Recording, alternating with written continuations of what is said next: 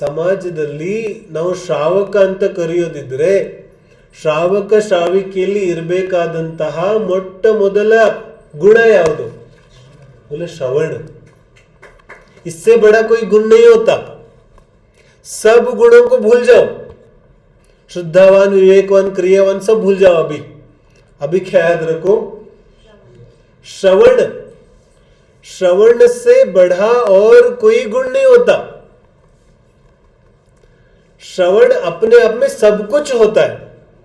श्रवण ಅಂದ್ರೆ ಸಂಪೂರ್ಣ ಶ್ರವಣ ನಮ್ಮನ್ನ ಸಮಾಧಿವರೆಗೆ ಕರ್ಕೊಂಡು ಹೋಗುತ್ತೆ. श्रवण माने सुनना है ना, ಕೇಳೋದು. अब ಕೇಳೋದರ ಅರ್ಥ ಏನು? ಶ್ರವಣದ ಅರ್ಥ ಏನು? एक तो श्रवण होता है, ಮಗುಗೆ ಅಪ್ಪ ಹೇಳಿದ ಒಂದ್ ಗ್ಲಾಸ್ ನೀರು ತಗೊಂಬ ಅಂತ, ಮಗು ತಗೊಂಬಂತು. ಇದಕ್ಕೇನು ಹೇಳ್ತೀನೋ ಕೇಳೋದು, ಮಾತು ಕೇಳ್ದ. लेकिन ये काम तो रोबोट भी कर सकता है. रोबोट को एक कमांड दिया कि bring a cup of water, तो रोबोट ತಂದಿಡ್ತು ಮುಂದೆ. तो ವ್ಯತ್ಯಾಸ ಏನಾಯ್ತು? फर्क तो कुछ नहीं हुआ. तो ನಾವು ಇದಕ್ಕೆ ಕೇಳೋದು ಅಂತ ಹೇಳ್ತಾ ಇದ್ದೀವಿ, ಇದಕ್ಕೆ ಶ್ರವಣ ಅನ್ನೋದಿಲ್ಲ. ये श्रवण नहीं है. ऐसा श्रवण तो हम अनादि से करते हैं, इसको श्रवण नहीं बोलते. ये श्रवण थोड़ी है, ये तो ऑटोमेटिक कमांड हुआ, कमांड दिया और सुन लिया. ಸತತವಾಗಿ ವರ್ಷಾನುಗಟ್ಟಲೆ ನಮಗೇನು ಅಭ್ಯಾಸ ಆಗಿದೆ ಅದನ್ನೇ ಕೇಳ್ತಾ ಇದ್ದೀವಿ. ಎಲ್ಲರಿಗೂ ಅನುಭವ ಆಗಿರುತ್ತಲ್ಲ, ಒಬ್ರೇನೋ ಮಾತಾಡ್ತಾ ಇರ್ತಾರೆ, ಮತ್ತೆ ನಮಗೇನೋ ಅರ್ಥ ಆಗ್ತಾ ಇರುತ್ತೆ, ಆಮೇಲೆ ಗೊತ್ತಾಗುತ್ತೆ ಇವ್ರೇನೋ ಬೇರೆನೇ ಹೇಳ್ತಾ ಇದ್ರು ಅಂತ. ಶ್ರವಣ ಅಂದ್ರೆ ಕಿವಿಗೆ ಯಾವುದೋ ಶಬ್ದಗಳು ಬೀಳ್ತಾ ಇದೆ, ಆ ಶಬ್ದಗಳನ್ನ ಗ್ರಹಿಸೋದು, ಅದಕ್ಕೆ ಶ್ರವಣ ಅನ್ನೋದಿಲ್ಲ. शब्दों का ग्रहण वो श्रवण नहीं. तो श्रवण माने होता है जुड़ना. ಶ್ರವಣ ಅಂದ್ರೆ ಏಕಾಕಾರ ಆಗೋದು, ಒಂದಾಗೋದು.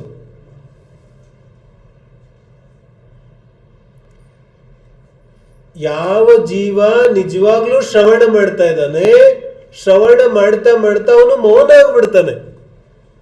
ಶ್ರವಣ ಮೌನದ ಕಡೆಗೆ ಕರ್ಕೊಂಡು ಹೋಗುತ್ತೆ. ಶ್ರವಣ, ನಿಜವಾದ ಗುರುವ ಉಪದೇಶದ ಶ್ರವಣ ನಮ್ಮನ್ನ ಮೌನ ಮಾಡಿಬಿಡುತ್ತೆ, ಮತ್ತೆ ಮಾತಾಡಿಸೋದಿಲ್ಲ. ಬುದ್ಧನ ಹತ್ರ ಒಬ್ಬ ಶಿಷ್ಯ ಬಂದ ಕಿ ಭಗವಾನ್, ನನ್ನ ಹತ್ರ ತುಂಬಾ ಪ್ರಶ್ನೆಗಳಿದೆ, ನಂಗೇನು ಅರ್ಥ ಆಗ್ತಾ ಇಲ್ಲ, ತಲೆ ಎಲ್ಲ ಚಿಟ್ಟ ಹಿಡಿದೋಗಿದೆ, ಗೊಂದಲ ಇದೆ, ಮುಖದ ಮೇಲೆ ತುಂಬಾ ಚಿಂತೆ ಕಾಣಿಸ್ತಾ ಇತ್ತು.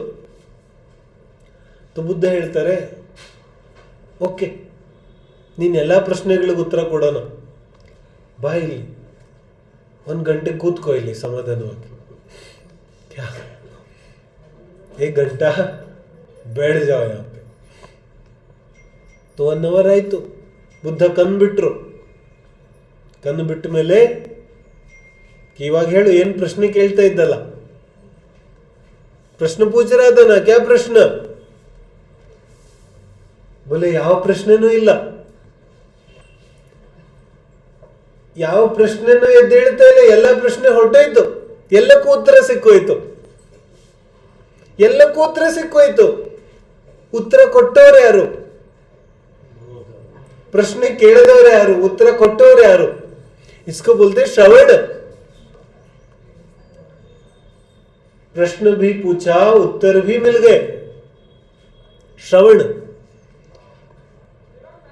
ನಾವು ಶಬ್ದ ಮಾತ್ರಗಳನ್ನ ಗ್ರಹಿಸಿದ್ರೆ ಅದರಿಂದ ಏನೂ ಪ್ರಯೋಜನ ಇಲ್ಲ. ಶಬ್ದಗಳ ಸಂಗ್ರಹ ಮಾಡ್ತಾ ಇದೀವಿ ನಾವು. ಶಬ್ದಗಳ ಸಂಗ್ರಹದಿಂದ ಠೀಕೆ ಆಟ ನಡೀತಾ ಇದೆ ಪ್ರಪಂಚದಲ್ಲಿ, ಶಬ್ದಗಳ ಆಟ. तो तुम भी खेलो, ಖೇಲ್ ಸಕ್ತೆ ಶಬ್ದಗಳ ಆಟವನ್ನು ನಾವೆಲ್ಲರೂ ಆಟ ಆಡ್ಬೋದು. ಆ ಗ್ರಂಥದಲ್ಲಿ ಹೀಗೆ ಬರ್ದಿದೆ, ಈ ಗ್ರಂಥದಲ್ಲಿ ಹಾಗೆ ಬರ್ದಿದೆ, ಖೇಲೋ ಖೂಬ್. ಆದ್ರೆ ಲಾಭ ಏನೂ ಆಗೋದಿಲ್ಲ. ಲಾಭ ಯಾವಾಗುತ್ತೆ? ಶ್ರವಣ ಮಾಡಿದ್ರೆ. ಶ್ರವಣ ಹೆಂಗ್ ಮಾಡ್ತಾನೆ? ಯಾವಾಗ ಆ ಶಬ್ದಗಳ ಅನುಕೂಲ ಇವನ ಜ್ಞಾನ ಆಗುತ್ತೆ. ಶಬ್ದ ಮಾತ್ರವನ್ನ ಕೇಳ್ತಾ ಇಲ್ಲ, ಶಬ್ದಗಳ ಮೂಲಕ, ಶಬ್ದ ಬ್ರಹ್ಮ ಅಂತ ಕರೆದ್ರಲ್ಲ, ಶಬ್ದಗಳ ಮೂಲಕ ಯಾವ ವಿಷಯ ಇದೆ ಅದನ್ನ ಕೇಳ್ತಾ ಇದ್ದಾನೆ. ಯಾವ ಶಿಷ್ಯನಿಗೆ ಅತ್ಯಂತ ಸರಳವಾಗಿ ಹೇಳಿರೋ ವಾಕ್ಯದಲ್ಲೂ ಗಂಭೀರವಾದ ಅರ್ಥ ಗೊತ್ತಾಗ್ಬಿಡುತ್ತೆ. ಗುರುಗಳೇ ಹೇಳಿದ ಒಂದೊಂದು ವಾಕ್ಯದಲ್ಲೂ ಅವನಿಗೆ ಗೂಢ ಅರ್ಥ ಆಗುತ್ತಾ ಇದೆ. ಮತ್ತೆ ಇನ್ನೊಬ್ಬ ಶಿಷ್ಯ ಇದ್ದಾನೆ, ಅವನಿಗೆ ಹೇಗೆ ಹೇಳಿದ್ರು ಅರ್ಥ ಆಗುತ್ತಾ ಇಲ್ಲ, ಶಬ್ದಗಳನ್ನು ತಗೊಂಡು ಕೂತಿದ್ದಾನೆ. ಶಬ್ದಗಳಲ್ಲಿ ಶಕ್ತಿ ಇಲ್ಲ, ಶಬ್ದಗಳು ಮಾತ್ರ ನಿಮಿತ್ತ ಇದೆ. ಯಾರಿಗೆ ಆ ಶಬ್ದಾತೀತ ಸ್ಥಿತಿಗೆ ಹೋಗೋದಿದೆ ಅವರಿಗೆ ಶಬ್ದಗಳು ಸ್ವಲ್ಪ ಸಹಾಯ ಮಾಡುತ್ತೆ. ಶ್ರವಣ ಅಂದ್ರೆ ಏನು? ಶ್ರವಣ ಅಂದ್ರೆ ತದನುರೂಪ ಆಗೋದು. ಶ್ರವಣ ಅಂದ್ರೆ ಆ ರೀತಿ ಆಗೋದು. ಕೇಳ್ತಾ ಕೇಳ್ತಾ ಮನಸ್ಸಿನ ಎಲ್ಲ ಗೊಂದಲಗಳಿಂದ ಮುಕ್ತ ಆಗೋದು. ಕೇಳ್ತಾ ಕೇಳ್ತಾ ಸಂಪೂರ್ಣ ಅಂತರಂಗ ಬಹಿರಂಗ ಮೌನ ಆಗೋದು. ಅದು ಶ್ರವಣ ಇದೆ. ಅದಕ್ಕೆ ಶ್ರವಣಕ್ಕೆ ದೇಶನಾಲಬ್ಧಿಯ ಅನಿವಾರ್ಯತೆ ಕೊಟ್ಟರು. ವಾಂಚನ ಇದೆಯಲ್ಲ, ವಾಂಚನಗೆ ಅನೇಕ ಕಡೆ ಜಿನ್ವಾನಿಯಲ್ಲಿ ವಾಂಚನ ಅಂದ್ರೆ ಓದೋದು ಮಾತ್ರ ಅಲ್ಲ, ವಾಂಚನ ಮನೆ ಹೋತಾಯೆ ಯಾವ ಉಪದೇಶವನ್ನ ಕೇಳಿದ್ವು ಅದನ್ನ ಅರ್ಥೈಸಿಕೊಳ್ಳೋದು ವಾಂಚನ.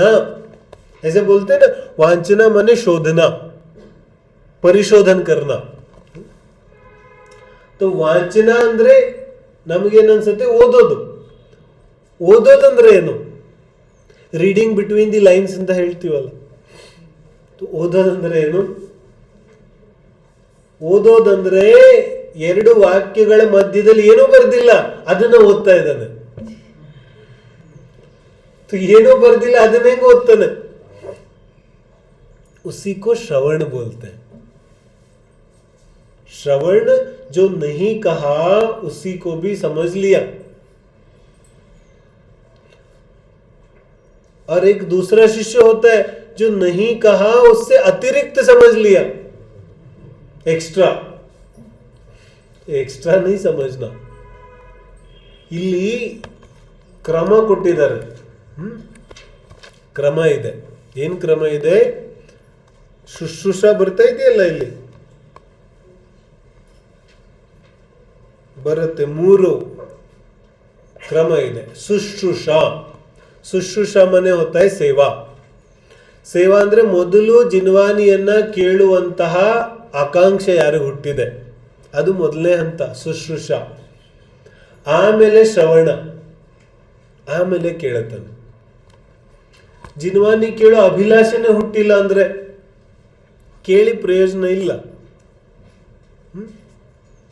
ನಾವು ನೋಡ್ತೀವಿ ಯಾರ್ಯಾರಿಗೆ ಜಿನ್ವಾನಿಯನ್ನೇ ಹೇಳೋದು. ಜಿನ್ವಾನಿ ವಿಷಯ ತುಂಬಾ ಇಂಪಾರ್ಟೆಂಟ್, ತುಂಬಾ ಚೆನ್ನಾಗಿದೆ, ಆದ್ರೆ ಕೇಳ್ತಾ ಇರೋ ವ್ಯಕ್ತಿಗೆ ಆಸಕ್ತಿ ಇಲ್ಲ. ಕ್ಯಾ ಪ್ರಯೋಜನ